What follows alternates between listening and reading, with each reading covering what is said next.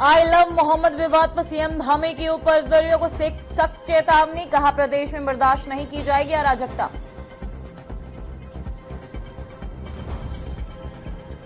UK triple SSC paper leak मामले में CBI जांच की सिफारिश को लेकर मना जश्न, बीजेपी प्रदेश मुख्यालय में की गई आतिशबाजी।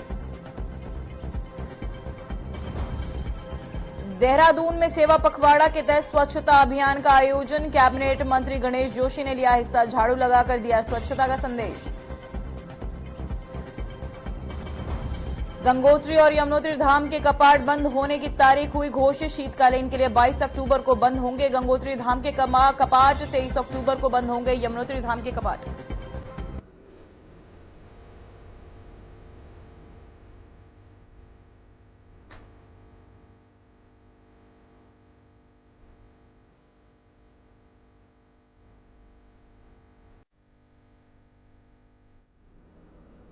नमस्कार, मैं हूं पूजा सिंह और आप देख रहे हैं हमारा अपना उत्तराखंड का ये खास बुलेटिन। चलिए बुलेटिन की शुरुआत करेंगे आज की कुछ खास बड़ी खबरों के साथ। खबर देहरादून से है, जहां उत्तराखंड की राजधानी देहरादून में आई लव मोहम्मद को लेकर हुए विवाद और विरोध प्रदर्शन पर सीएम पुष्कर सिंह धामी का बड़ा बयान सामने आया है। उन्होंने कहा, हमारे त्योहारों और धार्मिक अनुष्ठानों के बीच में शांति और उपद्रव पैदा करने की बहुत सोची समझी साजिश है। इससे पीछे आपको बताते चले वही ताकतें हैं जो मजबूत होते भारत को नहीं देख पा रहे, जो एक भारत श्रेष्ठ भारत का समर्थन नहीं करते हैं और जो तुष्टीकरण की राजनीति पर आधारित है।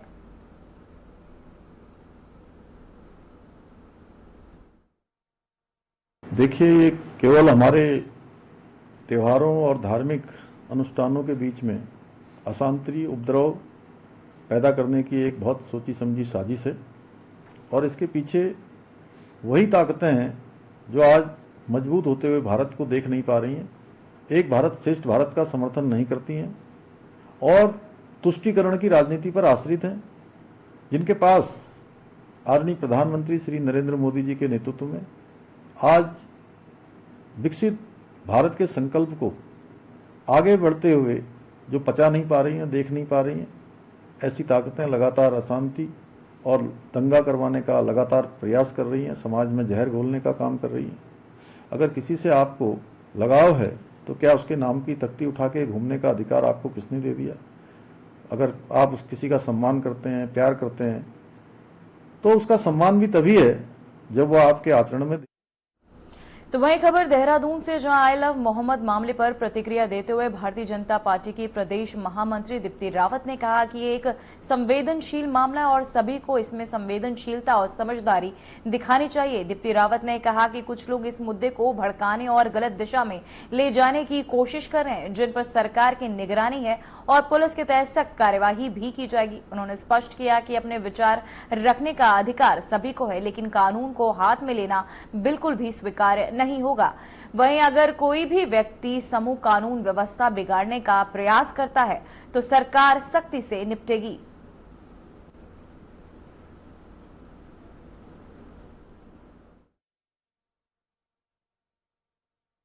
के लिए संवेदनशील हम सबको होना पड़ेगा और जो लोग इसको इंसाइट करने की कोशिश कर रहे हैं, जो लोग इसको एक गलत दिशा में ऐसी चीजों को लेके जाने की कोशिश कर रहे हैं, उनके ऊपर सरकार भी, उनको निगरानी है सरकार की भी और पुलिस की भी उनके ऊपर कड़ी कार्रवाई करेगी। क्योंकि अगर ऐसा ही है, कोई गलत बात नहीं, आप कहिए, लेकिन आप अपने घर में कहिए, आप जहाँ काम करते हैं, आप अपने जहाँ पर आपकी दुकान है, कुछ है, आप वहाँ पे लिखिए, वहाँ पे कहिए, तो क्या समस्या है। लेकिन कानून अपने हाथ में लेना कोई ठीक बात नहीं है और सरकार इसको बिल्कुल बर्दाश्त नहीं करेगी अगर कोई भी ग्रुप अगर अपने हाथ में कानून लेने की कोशिश करता है।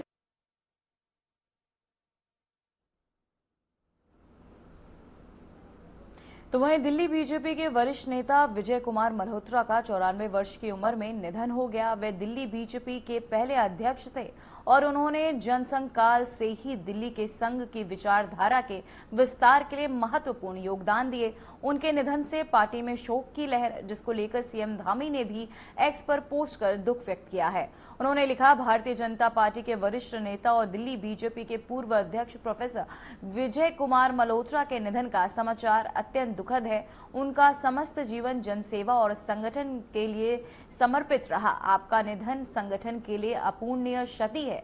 ईश्वर से प्रार्थना करता हूं कि पुण्य आत्मा को श्री चरणों में स्थान और शोकाकुल परिजनों और समर्थकों को ये असीम दुख सहन करने की शक्ति प्रदान करे।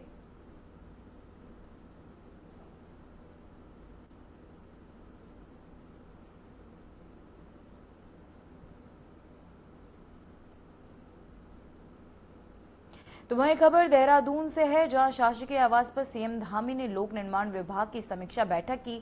बैठक के दौरान अधिकारियों को सभी सड़कों को गड्ढा मुक्त बनाने के लिए आपको बताते चले निर्देश भी दिए गए। साथ ही चलाए जा रहे अभियान में तेजी लाने के भी निर्देश दिए गए। सीएम ने कहा कि ये सुनिश्चित किया जाए कि दिवाली से पहले सभी सड़कें गड्ढा मुक्त हो जाएं।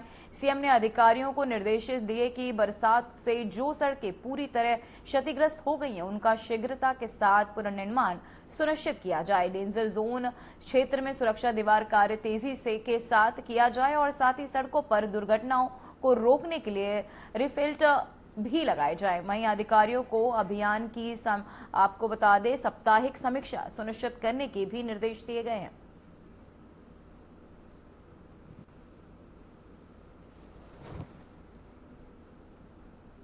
तो वहीं खबर देहरादून से है, जहां कैबिनेट मंत्री गणेश जोशी ने श्रीदेव सुमन नगर मंडल के तहत आयोजित स्वच्छता अभियान में भाग लिया।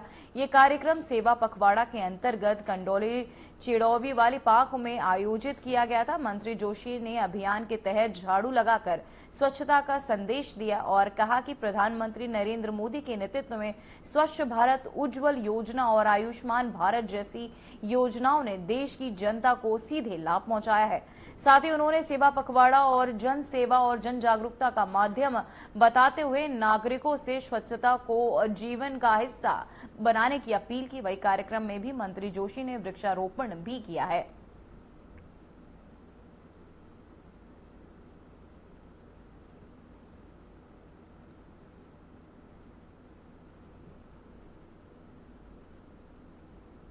तो वहीं रुड़की के नारसन में पूर्व कैबिनेट मंत्री करतार सिंह भडाना के कार्यकाल आपको बताते चले कार्यालय में आयोजित एक सभा में राज्यसभा सांसद डॉक्टर कल्पना सैनी ने कहा कि प्रधानमंत्री नरेंद्र मोदी ने जीएसटी में कटौती कर देश की जनता के हित में महत्वपूर्ण कदम उठाए। उन्होंने कहा कि इससे आमजन को वित्तीय राहत मिलेगी। पूर्व कैबिनेट मंत्री करतार सिंह भडाना ने भी कहा कि जीएसटी में कमी से देशवासियों को काफी लाभ मिलेगा और इसके लिए उन्होंने प्रधानमंत्री नरेंद्र मोदी का आभार व्यक्त किया।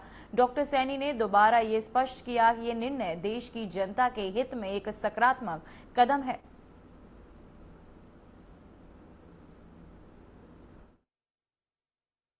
मैं तो बहुत अच्छे से देखती हूँ, सामने की सभा बता रही है कि हाँ कितना उत्साह मेरे मंगलौर विधानसभा के भाइयों और बहनों में है।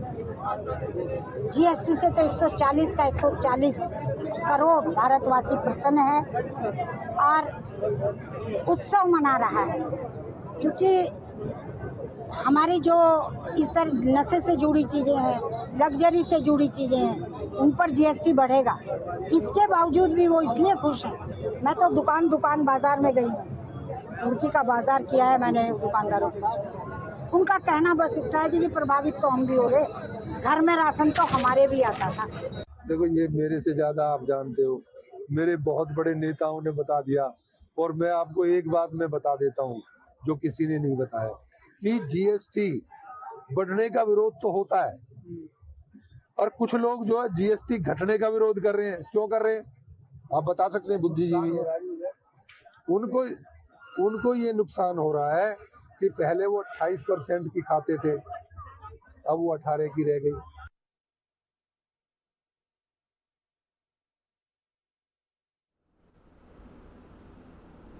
तो वही खबर देहरादून से, जहां उत्तराखंड अधीनस्थ सेवा चयन आयोग के पेपर लीक मामले में मुख्यमंत्री पुष्कर सिंह धामी के तहत सीबीआई जांच की घोषणा किए जाने के बाद भारतीय जनता पार्टी प्रदेश कार्यालय में युवा मोर्चा कार्यकर्ताओं के तहत जश्न मनाया गया और आतिशबाजी भी की गई। वहीं राज्य मंत्री ज्योति प्रसाद गैरोला ने बताया कि मुख्यमंत्री के इस निर्णय से प्रदेश के युवाओं में खुशी की लहर है। उन्होंने कहा कि ये फैसला मुख्यमंत्री की संवेदनशीलता, निष्पक्षता और युवाओं के प्रति प्रतिबद्धता को दर्शाता है।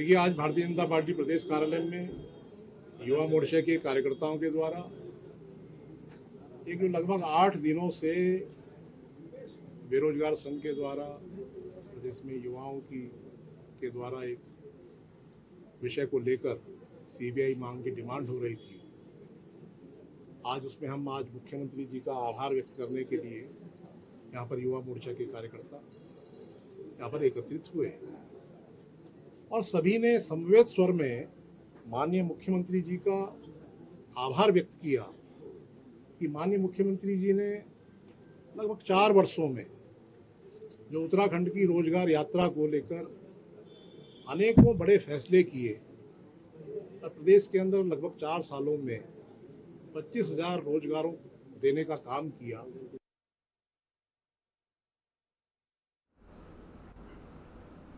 तो वहीं उत्तराखंड में पेपर लीक मामले को लेकर पिछले 8 दिनों से बेरोजगार छात्र छात्राएं बेरोजगार संघ के बैनर तले सीबीआई जांच की मांग को लेकर धरने पर बैठे थे। छात्रों की मांग के समर्थन में पूर्व मुख्यमंत्री त्रिवेंद्र सिंह रावत ने मुख्यमंत्री पुष्कर सिंह धामी से सीबीआई जांच की सिफारिश की थी। वहीं आज आपको बता दें कि मुख्यमंत्री धामी स्वयं धरना स्थल पर पहुंचे और छात्रों को आश्वासन दिया कि पेपर लीक मामले की जांच अब सीबीआई से करवाई जाएगी और छात्रों का किसी भी हाल में अहित नहीं होने दिया जाएगा। इस फैसले के बाद छात्रों में खुशी का माहौल बन गया। उन्होंने ढोल नगाड़ों और आतिशबाजी के साथ त्रिवेंद्र सिंह रावत के घर पर जश्न मनाया और उनका आभार जताया।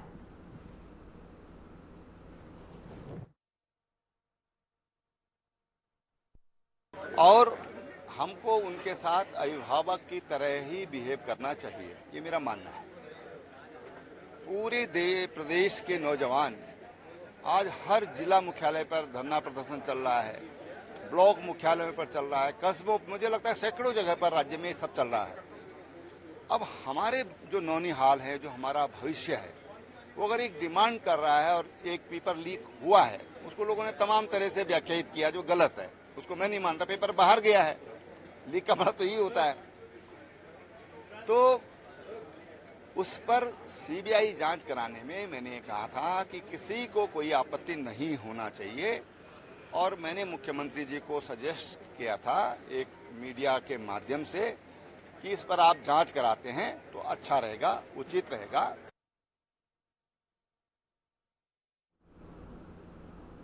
बार बार पेपर लीक आखिर कब होगा सिस्टम ठीक? जी हां, उत्तराखंड में यूकेएसएससी पेपर लीक मामले को लेकर लगातार चल रहे विरोध और छात्रों के प्रदर्शनों के बीच आखिरकार बड़ा फैसला हो ही गया। यूकेएसएससी पेपर लीक मामले को लेकर बेरोजगार संघ कई दिनों से सड़कों पर था। छात्रों की मांग थी कि एसआईटी नहीं बल्कि सीबीआई इस पूरे घोटाले की जांच करे। अब मुख्यमंत्री पुष्कर सिंह धामी खुद छात्रों के बीच पहुंचे और सीधा संवाद कर ऐलान किया कि पेपर लीक मामले की जांच अब सीबीआई करेगी। देखिए इस पर हमारी एक खास रिपोर्ट। पेपर लीक का सच सामने लाएंगे CM Dhami. UK paper leak case में आखिर किसकी खामी? प्रदर्शन कर रहे छात्रों से मिले मुख्यमंत्री पुष्कर सिंह धामी। भर्ती प्रक्रिया में पारदर्शिता की सुनिश्चित। सरकार के फैसले से छात्रों को जगी उम्मीद, क्योंकि भविष्य से खिलवाड़ धामी सरकार को बर्दाश्त नहीं। यूके पेपर लीक मामला बीते कई दिनों से युवाओं के आक्रोश का केंद्र बना हुआ है। हजारों परीक्षार्थियों का करियर अधर में लटका देखा जा रहा है। ऐसे में भर्ती प्रक्रिया की पारदर्शिता पर ही सवाल खड़े हो गए। बेरोजगार संघ ने इसे अपनी सबसे बड़ी लड़ाई बनाकर लगातार आंदोलन किया। इन स्टूडेंट्स का कहना था कि एसआईटी की जांच निष्पक्ष नहीं है और असली दोषियों को बचाने की कोशिश हो रही है।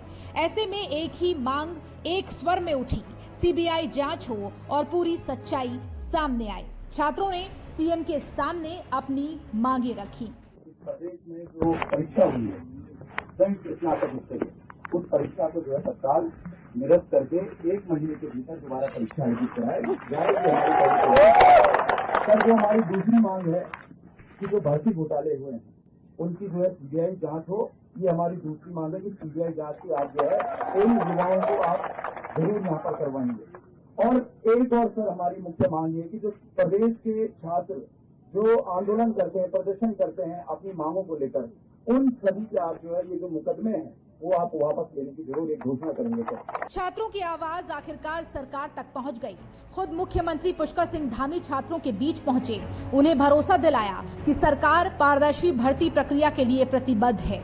लगातार दबाव और प्रदर्शन के बाद परेड ग्राउंड में युवाओं से खुद उन्होंने बातचीत की और साफ कहा कि सरकार युवाओं के भविष्य से खिलवाड़ बिल्कुल बर्दाश्त नहीं करेगी। इसलिए अब जांच एसआईटी से लेकर सीबीआई को सौंपने की बात उन्होंने कही।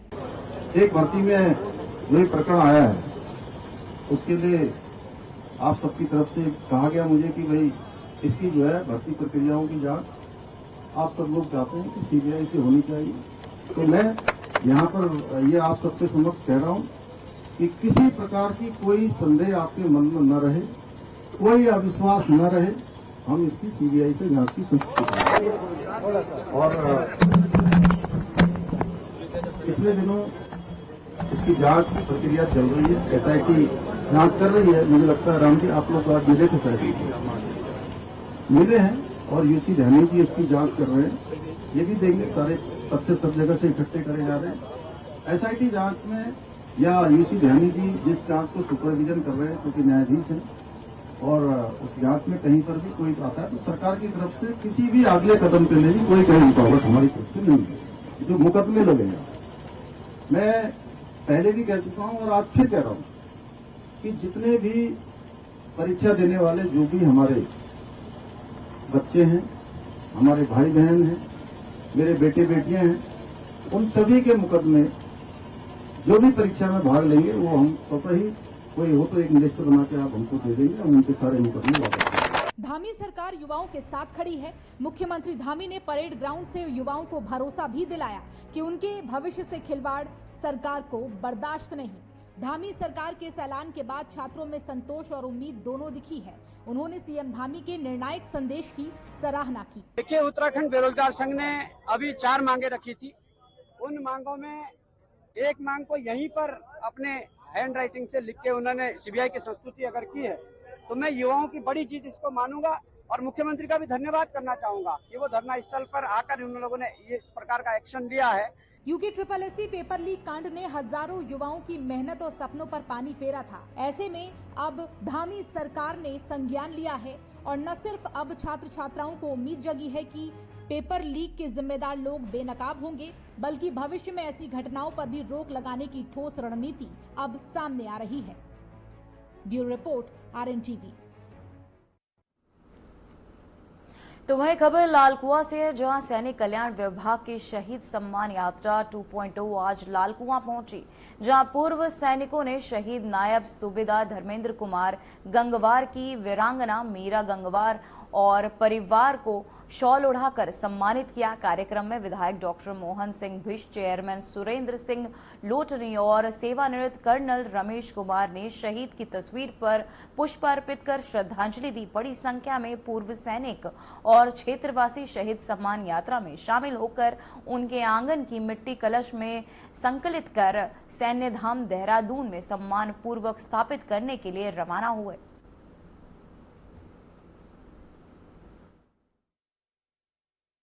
शहीद सम्मान यात्रा का ये दूसरा चरण प्रारंभ हुआ है। प्रथम चरण में भी सरकार द्वारा उन सैनिकों के जो शहीद हुए हैं सीमाओं पर, उनके नाम का शिलापट उनके गांव में उनके जन्म स्थान पर लगाना, उनके घरों की मिट्टी से जो 5वां सैन्य धाम देहरादून में बन रहा है वहां पर कलशों में मिट्टी ले जाकर उस सैन्य धाम में प्रतिस्थापित करना, ये कार्य किया गया था और लंबे चरण का वो कार्यक्रम था। इस बार फिर से दोबारा ये दूसरा पार्ट आज शुरू हुआ है। इस क्रम में आज शहीद सम्मान यात्रा लालकुआं पहुंची है और लालकुआं में नायब सूबेदार धर्मेंद्र कुमार के घर से मिट्टी को ले जाकर सैन्य धाम देहरादून में प्रतिस्थापित करने का कार्यक्रम होना है। तो उसके लिए हम लोग यहाँ पर एकत्र हुए हैं और हम लोग सरकार की ओर से प्रयास कर रहे हैं कि सैनिक जो हमारे दिवंगत सैनिक हैं, जो वीर गति को प्राप्त हैं सेना पे के लिए देश में सीमाओं पर रक्षा करते हुए, उनको पूरा सम्मान दिया जाए। मैं उसके लिए सबके लिए बहुत बहुत धन्यवाद करना चाहती हूँ। मेरे साहब के लिए कुछ याद किया, ये भी एक बहुत गर्व की बात है। मिट्टी ले जाना और वहाँ करना हमेशा हमेशा के लिए यादगार रहेगी ये मेरे लिए तो। और सबने मेरा सपोर्ट किया बहुत।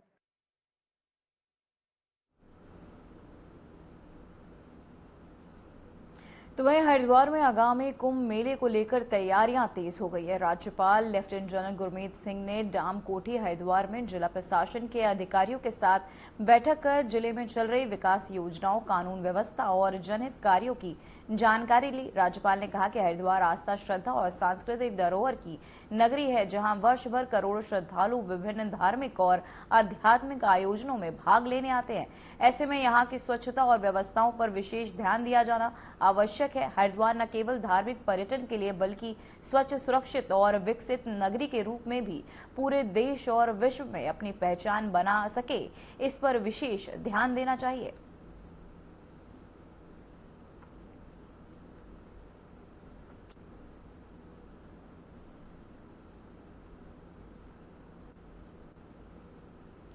तो वहीं देहरादून में चारधाम यात्रा को लेकर बड़ी खबर सामने आई है। गंगोत्री और यमुनोत्री धाम के कपाट आपको बता दें कि बंद होने की तारीख का ऐलान हो गया है।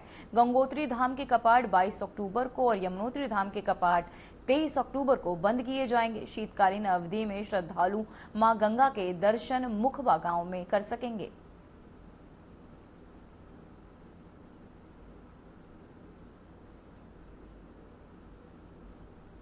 तो वहीं रुड़की के लंडोरा क्षेत्र में जहरीले धुएं और स्वास्थ्य पर पड़ रहे दुष्प्रभाव को देखते हुए प्रशासन हरकत में आ गया, जिसके चलते खांडसार विभाग, खाद्य सुरक्षा विभाग और प्रदूषण नियंत्रण बोर्ड की संयुक्त टीम ने छापेमारी कर कई कोल्हुओं में भारी अनियमितताएं पकड़ी। इस दौरान कई कोल्हुओं को अग्रिम आदेश तक सील कर दिया गया है। वहीं अधिकारियों को मौके पर भट्टियों में प्लास्टिक और रबड़ जलाने जैसी खतरनाक गतिविधियां मिली, जिससे वायु प्रदूषण फैल रहा था।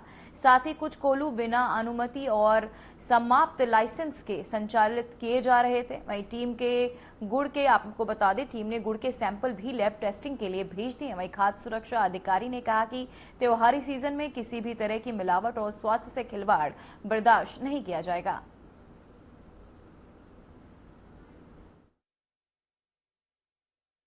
हमें लगातार शिकायतें प्राप्त हो रही थी कि जितने भी यहाँ पे कोल्हू चल रहे हैं उनमें प्लास्टिक का उपयोग किया जा रहा है। कुछ कोल्हू के पास बिना लाइसेंस, जो खंडसारी विभाग लाइसेंस जारी करता है, वो लाइसेंस नहीं है। लाइसेंस है तो उसकी अवधि समाप्त हो चुकी है। इस प्रकार के बहुत सारी अनियमितताएं कोल्हू में उनके बारे में शिकायत हमें प्राप्त हो रही थी, जिसके क्रम में जिलाधिकारी महोदय और ज्वाइंट मजिस्ट्रेट महोदय के निर्देशन में आज एक संयुक्त छापेमारी अभियान चलाया जा रहा है और जो भी अनियमितता जहाँ पे भी पाई जा रही है उसके खिलाफ हम कार्रवाई कर रहे हैं। उनका निरीक्षण करना है, आवश्यक निरीक्षण करना है। इसमें जो अनियमितता पाए वो विभाग उस अनुसार कार्रवाई करेगा। तो मैं फूड सेफ्टी को रिप्रेजेंट करता हूँ, तो मैंने संदेह के आधार पर फूड के सैंपल लिए हैं गुड़ के, और उसको स्टेट लैब में भेजेंगे और उसके आधार पर अग्रिम कार्रवाई करेंगे। देखो जी, मैं कहना चाहता हूँ, मैं गरीब आदमी जी, मेरे कोल्लू में कुछ नहीं मिला जी। जबरदस्ती तनाशाई और मेरे कोल्लू पर सील करा गया जी। कोई किसी किस्म का, आप खड़े यहाँ, आप तहकीकात कर लो, मेरे कोल्लू में कोई किस्म का कुछ भी नहीं मिला। जबरदस्ती, मैं चैंपियन का आदमी, इसलिए मेरा कोल्लू सील किया गया।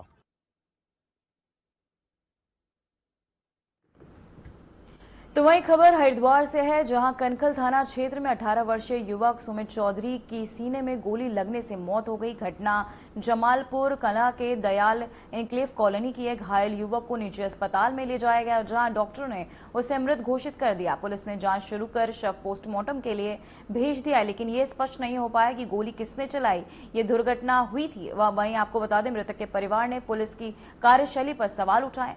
ये पिछले 5 दिनों में यहां गोलीकांड की दूसरी घटना बताई जा रही है।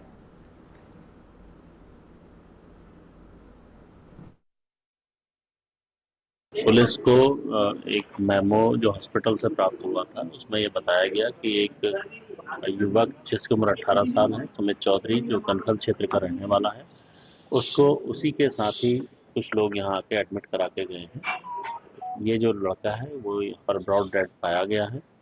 अभी क्योंकि जो इनके साथी थे वो यहाँ से इसको एडमिट करके फरार हो चुके हैं, अभी यहाँ पर नहीं थे। पुलिस उन्हीं की अभी तलाश कर रही है। उनसे पूछताछ के बाद ही आगे की स्थितियाँ और क्लियर हो पाएंगी। इस बीच हम लोगों ने इनके परिजनों से संपर्क किया है और उनसे भी जो प्रारंभिक जानकारी है वो ली जा रही है।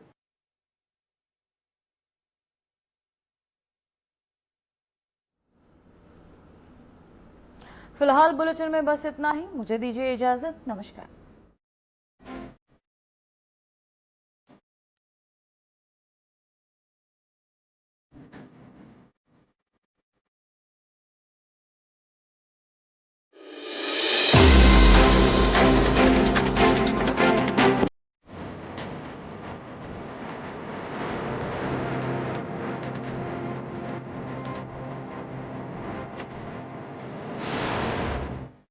2047 में कैसा होगा विकसित भारत का विकसित उत्तर प्रदेश? क्या आप चाहते